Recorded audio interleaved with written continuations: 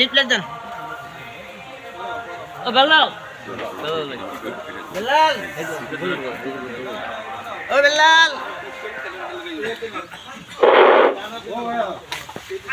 সম্মানিত এলাকাবাসী ভাই এবং বোনেরা, বাংলাদেশ জামাত ইসলামের পক্ষ থেকে আপনাদেরকে শুভেচ্ছা এবং স্বাগতম।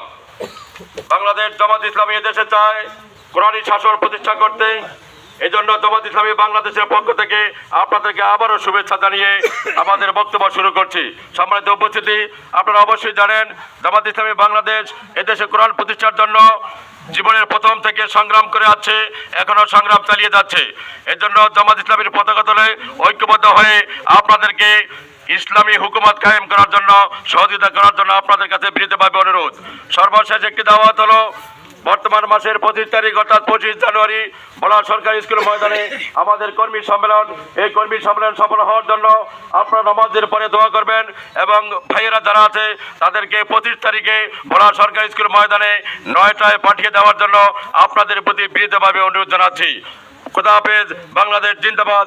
বাংলাদেশ জামাত ইসলামী জিন্দাবাদ।